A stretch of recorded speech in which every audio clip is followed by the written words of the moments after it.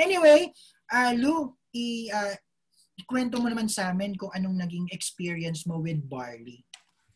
Opo, salamat po, Mentor JC. Bago po ang lahat, magpapasalamat lang po ako kay Mentor May. Mother Blast, thank you po sa pagkakataong ito. Ako po si Loie Rosete, 38 years old, taga Isabela po pero nakatira ngayon sa Canada. Residente na po dito sa Canada. Mag-share lang po ako ng screen, Mentor, kung gagana. Sige po. Ayan. Umpisan ko lang po yung yung journey ko nung kay Barley. Malit yata. Hindi. I-click mo ate Lu yung sa baba, yung play. Di ba? Hindi yan. I-left mo, i-move mo sa left. Konti lang, hindi. Ito. Hindi. Move mo pa ng konti. Beside ng negative sign. Ayan. Yan. Beside ng negative sign. Yan. Sorry naman. Anyway po, ito po yung sa Hong Kong. 11 years ago po, nasa Hong Kong po ako. Bali po, 2004 nanganak po ako, healthy baby boy. Tapos, tag-Hong Kong po ako para sana gumaan ang buhay, ganyan. Doon po nagsimula yung problema ko sa sa menstruation. So, yun po, nangyari yan 11 years ago. Ang amo ko kasi, sabi niya, nurse po kasi siya sa Hong Kong, sabi niya, normal lang daw yon kasi nga daw sa weather, ganon, mag-change yung mga hormone, ganon. So, naniwala naman ako. Anyway, next po, nung 2000, first surgery ko po ng 2015, nandito na po ako sa Canada noon. Ang nangyari po, isinugod po ako sa hospital noon na nagsusuka, ganon. So, ang akala ng doktor, bali po ang doktor ko Pilipino. Ang sabi niya, baka buntis ka, Neng. Sabi niya ganon sa akin. Sabi ko, hindi po. Wala po akong asawa na kasama ngayon, kako. So, sabi niya, bakit ang nagsusuka ka? Hindi ko po alam. So, ngayon, yung nurse na nag-a-attend sa akin, so, siyempre, kinuhanan ako ng mga dugo, yung dugo, ganon, ihi, lahat-lahat na. So, normal lahat. So sabi niya, kailan ba ang huling menstruation mo? Kanyang ganon. Sabi ko, hindi ko po matandaan. 2008 pa po yung huli kako. So sabi nila, bakit ganon? Hindi ko po alam, pero nung amo ko po kasi, sabi niya, normal lang daw po yon kapag yung weather, ganon. So nagtaka yung doktor na Pilipino, kasi kagandahan nun, Pilipino yung doktor ko. Sabi niya, gusto mo i-test natin? Sabi niya ganon. So nag-undergo po ako sa tawag nito, biopsy, ultrasound, lahat-lahat. Pero naman po ako noon pap smear. Kasi yun, di ba? Kung sa ating mga babae yun. So, nung na-ultrasound po ako, nakita nila na may mga bukol-bukol sa uterus ko po. So, hindi na po ako pinauwi ng gabing yon. Hinintay po yung result. Tapos sabi, tignan natin kung cancerous itong mga bukol mo sa uterus. Kasi both walls, alam niyo po sa mga Ilocano, alam nila yung arosep, yung seaweed po, ganun po kadami. Opo, ganun po kadami yung natanggal na polyps. Kasi maliliit lang yan maliliit na bukol-bukol sa wall po ng ng uterus. So sabi, nung binayopsy po ako, mas sakit pa ang biopsy kaysa yung scrape po nila, yung pag-laser. Na-laser po ako September 2015. Ito po yung unang surgery.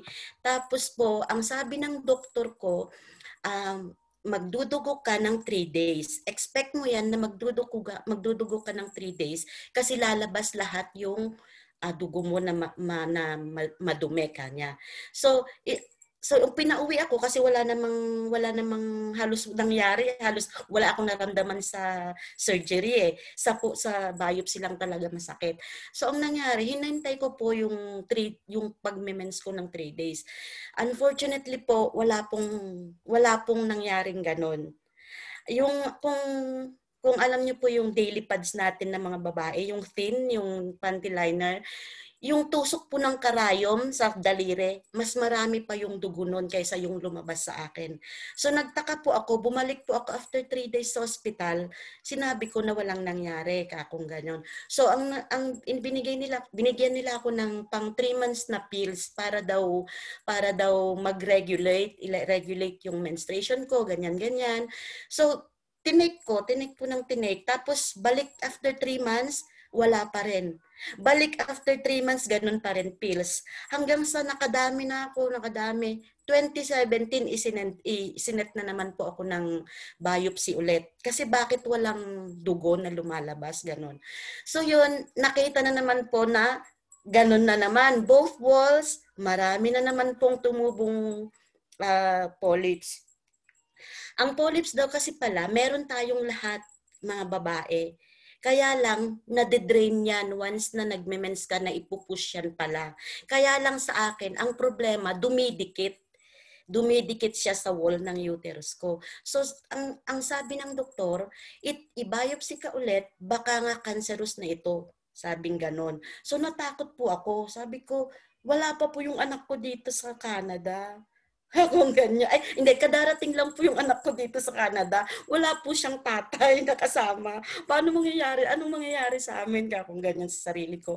So, sabi ko, ano kayang magandang gawin kung sa doktor? So, sabi, i-scrape ulit, sabing ganon. Tapos, kung wala kang menstruation, pills ka ulit, ganon. So, hanggang sa nakasanayan ko na yung pills. Pero wala pong dugo. Wala pong dugo na lumalabas. So pills lang ng pills hanggang sa December 2019, hindi po ako nakakuha ng pills ko.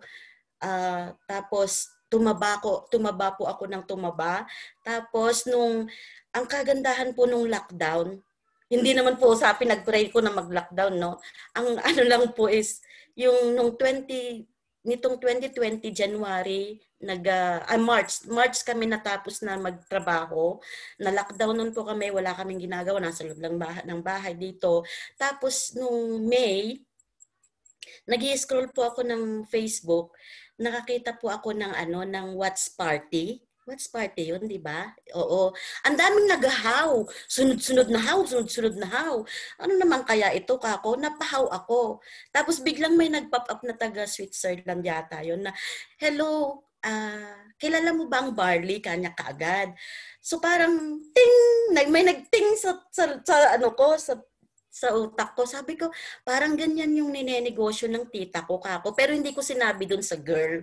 So sabi ko, opo, pero I'm not sure kung pareho na barley ang tinutukoy po ninyo, kakong ganyan. So nung araw din yun, hindi ko po tinigilan yung tita ko na siyang nag-direct sa akin. Hindi ko po siya tinigilan, tinawagan ko siya, nasa Hong Kong siya. Tapos nung kinabukasan pa niya ako, tinawagan.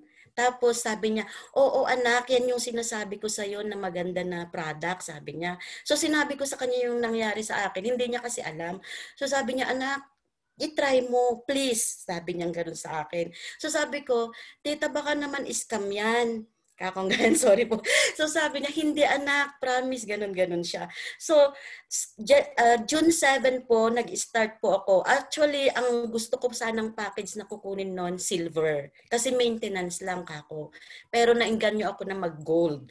Tapos, nag-start po ako nung dumating po yung barley dito. Ang bilis nga 3 to 5 days, nandito na yung barley. So ang ginawa ko po, kasi in-instruct na po ako ng mentor ko, sabi niya, walang overdose, sabi niya. So ako naman, talagang willing ako kasi nung paparating yung box, everyday po akong nagpipray na, Lord, ayoko nang mag-pills, ayoko nang mabiopsy kasi nung June 28 po sana, meron na naman po akong biopsy. ibabiopsy pa sana ulit ako, tapos yun nga kung may script ganon. So pinagpe-pray ko po talaga na na ito na sana po Lord ka kung ganyan. Tapos nung dumating nga nung pagkabukas po ng box, uminom na po ako 2 sachet nung araw, anong time ding iyon. Hindi ko alam kung kumain na ba ako, basta uminom ako 2 sachet. Kinagabihan 2 sachet ulit.